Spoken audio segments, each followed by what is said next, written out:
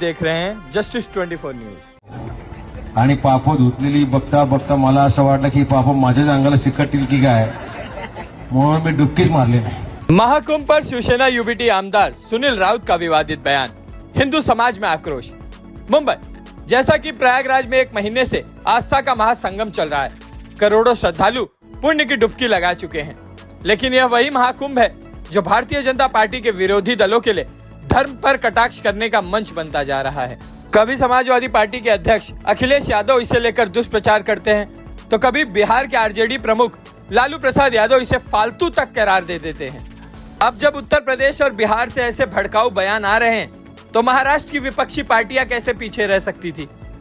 इस कड़ी में शिवसेना यूबीटी के विक्रोली विधानसभा के विधायक सुनील राउत का भी नाम जोड़ गया, जिन्होंने एक सभा में महाकुंभ को लेकर विवादित बयान दिया, जिसका वीडियो सोशल मीडिया पर तेजी से वायरल हो रहा है। बता दें कि सुनील राउत प्रयागराज महाकुंभ गए थे, लेकिन उनका वहां जाने का मकसद धार्मिक नहीं बल्कि मजा लेना था। सभा के दौरान उन्होंने कहा, मैं वहां गया तो देखा कि लोग अपने पाप धो रहे थे। मैंने सोचा कहीं उनके पाप मुझे न चिपक जाएं, इसलिए मैं सिर्फ घूम घूम कर 2 दिन में मजा लेकर वापस आ गया। इतना ही नहीं, उन्होंने यह भी कहा कि प्रयागराज में बहुत कीचड़ था, इसलिए उन्होंने स्नान नहीं किया। उन्होंने आगे कहा कि महाकुंभ में स्नान करने से कोई फायदा नहीं है, वहां जाना ही मत। अब सोचिए, जब कोई आम आदमी धर्म पर टिप्पणी करता है तो उसे कट्टरता और इनटॉलरेंट का प्रमाण पत्र पकड़ा दिया जाता है, लेकिन जब एक आमदार खुलेआम करोड़ों हिंदुओं की आस्था का मजाक उड़ाता है तो उसे अभिव्यक्ति की स्वतंत्रता बता दिया जाता है। क्या यही सेक्युलरिज्म है? इस बयान के बाद हिंदू संगठनों और भारतीय जनता पार्टी के नेताओं में आक्रोश है। दिंडोशी विधानसभा उत्तर भारतीय मोर्चा के अध्यक्ष संतोष यादव ने भाजपा के दिंडोशी विधानसभा अध्यक्ष राजन सिंह के नेतृत्व में कुरार पुलिस थाने के वरिष्ठ पुलिस निरीक्षक जनार्दन परपकर को ज्ञापन सौंपा और मांग किया कि सुनील राउत पर कठोर कार्रवाई की जाए। उनका कहना है, एक विधायक होकर सुनील राउत ने हिंदू सनातन धर्म को अपमानित किया है। अगर एक हफ्ते में उन पर कोई कार्रवाई नहीं हुई तो हम हिंदू समाज के लोगों के साथ उनके विधानसभा क्षेत्र में घेराव करेंगे। अब देखना यह होगा कि इस मामले में प्रशासन क्या कार्रवाई करता है। क्या इस तरह के बयान देने वालों पर कोई सख्त कदम उठाया जाएगा, या यह भी अन्य विवादित बयानों की तरह समय के साथ ठंडे बस्ते में चला जाएगा। पाय पडले, मी प्रयागराजला होतो का आजच आलो मुंबई। सकाळी 2 दिवस प्रयागराजची मजा घेत होतो, कोणी किती पाप धुतली ती पाहत होतो, आणि पाप धुतलेली बघता बघता मला असं वाटलं की पाप माझ्याच अंगाला चिकटतील की काय, म्हणून मी डुबकीच मारली नाही। तो जी किस मुद्दे पे आज आप दिंडोशी विधानसभा के अध्यक्ष के साथ में आपने ज्ञापन सौंपा है सीनियर को, क्या हुआ? सुनील राउत जी हैं जो कि उबाटा के आमदार हैं और महाकुंभ में गए हुए थे प्रयागराज, तो उन्होंने एक जनसभा में ऐसा संबोधित किया है लोगों को कि मैं प्रयागराज 2 रात मज़ा करके आ रहा हूँ, आज ही आया हूँ। लोग वहाँ पे बहुत भीड़ लगी हुई थी, लोग कह रहे अपने पाप धोने के लिए गंगा में डुबकी लगा रहे थे। मेरी भी इच्छा हो रही थी कि मैं गंगा में डुबकी लगाऊं, लेकिन लोगों के पाप जब उसके अंदर धूल के मिक्स हो रहे हैं तो मुझे लगा कि जब मैं गंगा में डुबकी लगाऊंगा तो उनके पाप मेरे शरीर को लग जाएंगे। इसके लिए मैं वहाँ पे नहीं गया। और मैं आप लोगों से भी ऐसा निवेदन करता हूँ कि आप लोग कह रहे हैं महाकुंभ के लिए जाए नहीं, कोई ज़रूरत नहीं है वहाँ जाने के लिए। जिनको अपने पाप धोने हैं वो वहाँ पे जा रहे हैं। उसमें उन्होंने उद्धव साहब का भी कुछ मराठी में ऐसा कुछ नाम लिया, मेरे को पूरी मराठी ठीक ढंग से आती नहीं है, मैं उस चीज़ को नहीं समझ पाया हूँ। लेकिन उन्होंने बाला साहब ठाकरे का भी उस पर नाम लिया, उद्धव जी का भी नाम लिया कि हम उनके शिव सैनिक हैं तो हमको वहाँ पर जाना नहीं चाहिए, ऐसा कुछ ऐसा करके उन्होंने बोला है।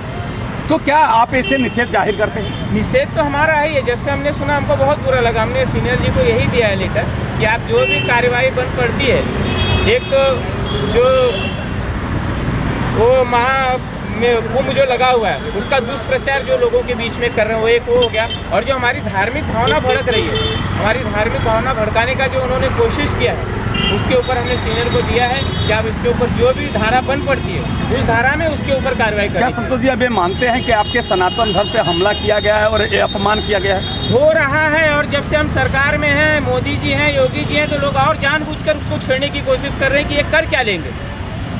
हो ही नहीं रहा है, जानबूझकर छेड़ा जा रहा है कि देख लेते हैं कि ये सरकार कर क्या लेगी हमारा। अच्छा ठीक है, आपने ज्ञापन दिया है, ज्ञापन के बाद क्या ये ज्ञापन अपने यहाँ के मुख्यमंत्री जो हैं देवेंद्र फडणवीस साहब को भी आप सौंपेंगे क्या? अब सीनियर से बात हुई, उन्होंने आश्वासन दिया है कि हम कार्रवाई करेंगे। अगर यहाँ से अगर कुछ संतोषजनक जवाब नहीं आता है तो हम सीएम साहब को भी पत्र लिखेंगे। मैं आपको पूरे पत्रकार की तरफ से, बंधुओं की तरफ से आपका स्वागत करता हूँ। क्या मैं मानता हूँ कि जिस तरह से सम्मानीय यशस्वी प्रधानमंत्री नरेंद्र मोदी जी ने आह्वान किया कि हमारे सनातन पर हमला होगा तो हम मुंह तोड़ जवाब देंगे, ठीक उसी प्रकार से उत्तर प्रदेश के मुख्यमंत्री ने भी यही शब्द दोहराया है कि अगर हमारे सनातन धर्म पर हमला होगा तो उसका मुंह तोड़ जवाब देने के लिए मैं तैयार हूं। तो क्या मैं मानूं कि आप सब पदाधिकारी आज से ही उतर चुके हैं मुंह तोड़ जवाब देने के लिए? क्या धन्यवाद तिवारी जी। पहले तो जो आपने हमारा सत्कार करने की बात की है उसके लिए,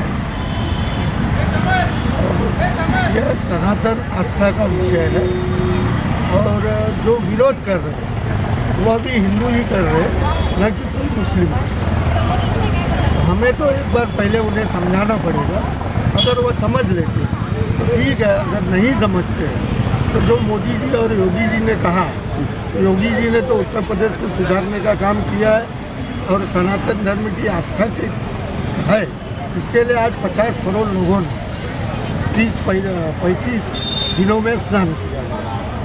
स्नान का महत्व क्या है, यह अगर राउत जी को पता होता तो यह शब्द बोलते ही नहीं, और उन्होंने यह शब्द जो बोला है इसका फल उनको भुगतना है। अच्छा राजन सिंह साहब, जिस तरह से अभी गिनीज बुक में ये महाकुंभ को अवार्ड के रूप में भी मिलेगा और सम्मानित किया जाएगा, कैसा महसूस होता है? देखिए, यह तो सनातन धर्म आज से चले आ नहीं रहा। सनातन धर्म बहुत पुराना है और उस सनातन की व्यवस्था पर महाकुंभ में एक व्यवस्था थी जो कि 144 सालों के बाद लगा हुआ था।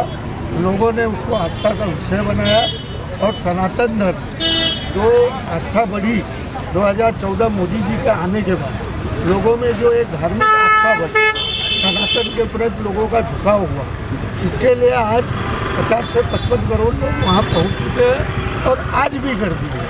अच्छा राजन सिंह साहब, जैसे आप हमेशा विपक्ष सनातन के ऊपर हमला करता है और उससे क्या आपको पीड़ा होती है सनातन धर्म को? आप जैसे पदाधिकारी? पीड़ा तो होती ही है, क्योंकि हम लोग तो उस समय से काम कर रहे हैं जब हमें सनातन द्रोही करके हमेशा सनातन के खिलाफ ही बोला है उन्होंने।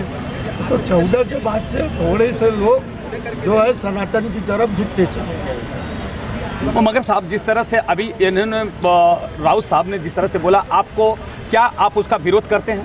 नहीं, तो हम तो विरोध कर ही रहे हैं ना। अगर यहाँ से कुछ कार्रवाई नहीं होती है तो हम उनकी विधानसभा में जाके विरोध करेंगे, वहाँ के लोगों को लेके अपने। अच्छा गोखला मालिक जी, जिस तरह से आपके सनातन धर्म का अपमान हो रहा है, कैसा आपको महसूस हो रहा है? बहुत गलत, खराब महसूस हो रहा है। ऐसा नहीं होना चाहिए। हमने भी न्यूज़ में देखा तो बुरा लगा सुनकर। उन्होंने जो बोला वो गलत बोला, ऐसा नहीं बोलना चाहिए। तो इनके ऊपर कानूनी कार्रवाई होनी चाहिए। हाँ, होनी चाहिए। क्या नाम है आपका? पठान। अच्छा पठान साहब, जिस तरह से राउत साहब ने अपमान किया हिंदू समाज का, वो गलत है कि नहीं? वो भी गलत है। और सुनो, और जो भी अम्बेडकर जिसने नाम खराब किया अपने उसने, वो भी गलत है। बराबर है, दोनों की गलती, उधर माफ़ी मांगना चाहिए और देश का जनता को तुमको अच्छे से काम करना चाहिए। मगर राउत साहब ने जिस तरह सनातन धर्म का हम बोला माफ़ी मांग, उसको